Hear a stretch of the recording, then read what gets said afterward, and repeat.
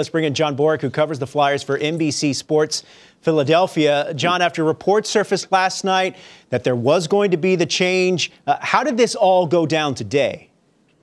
Yeah, it was a little unusual, and it didn't exactly go down by some of the original reporting last night. In fact, I think when the day started, I'm not quite sure that Chuck Fletcher, it was his intention of replacing Dave Hakstol until Dave, I think, saw some of those reports that had surfaced, decided to have a face-to-face meeting with Chuck, wanted some assuredness, wanted a vote of confidence moving forward, and when Chuck could not give that to him, then I think they came to an understanding that it was time to part ways. And it sort of makes sense when you take a look at what transpired today.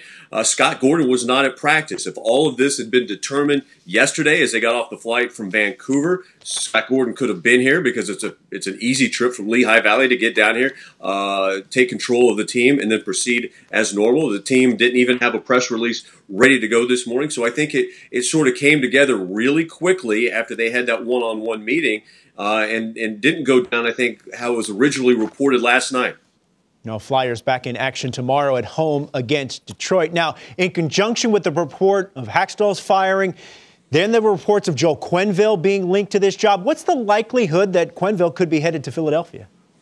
I don't think that's going to happen this season because in order for that to happen, you have to go to the Chicago Blackhawks and you have to ask for their permission. And I can tell you that hasn't been the case. They have not gone to the Chicago Blackhawks. Joe Quenneville has not been asked for permission to talk with the organization. And so Chuck Fletcher has only been on this job for a couple of weeks, and he's getting to know he's getting to know the players, he's getting to know the coaches, he's trying to contact agents, he's trying to see what else is out there in terms of a possible or potential trade. There's a lot on Chuck Fletcher's plate, so he didn't come in here necessarily looking to make a coaching change. He came here to assess the situation and determine, first off, what changes in-house could be made, and then determine where that he needed to go. He doesn't even know really, and he stated that today during his press conference, he doesn't exactly know what he's looking for in a head coach for this particular hockey team. So he's going to take some time, and Chuck Fletcher's not a general manager who makes rash decisions on the fly. He needs time. He needs to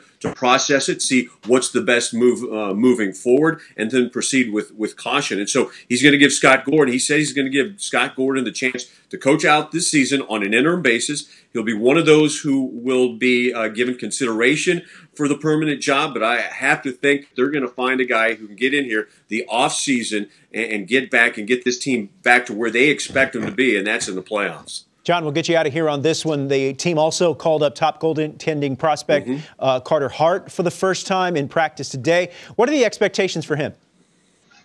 Well, the expectations in Philadelphia is that he's the long-term answer for this franchise. And when you take a look at his body of work for the Everett Silvertips of the Western Hockey League, it's very impressive when you've been the three-time goalie of the year in that league and for that particular team. It started off rough for him in Lehigh Valley, considering this is his first year of professional hockey, but he seemed to have settled in. I think it was a little bit overwhelming. You have to stop and consider there's a lot of things that go on with some of these players at the age of 20. You're moving clear across the country to a situation that you're not familiar with new coaches, new teammates, and you're thrusted into this role, and you're expected to become a savior of an organization. It doesn't happen overnight. So what is impressive is you take a look at over the last 2-3 weeks how he's been able to settle down. He's played a lot better. He's put up very respectable numbers. He recorded his first AHL shutout just a week ago. And so I think now Carter Hart's on the right track. I don't expect him to be here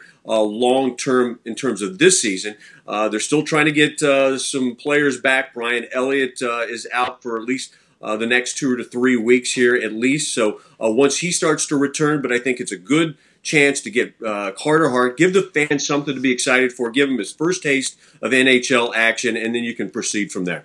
John Boruk, NBC Sports Philadelphia. John, we appreciate the time. Thanks. Anytime, Robert.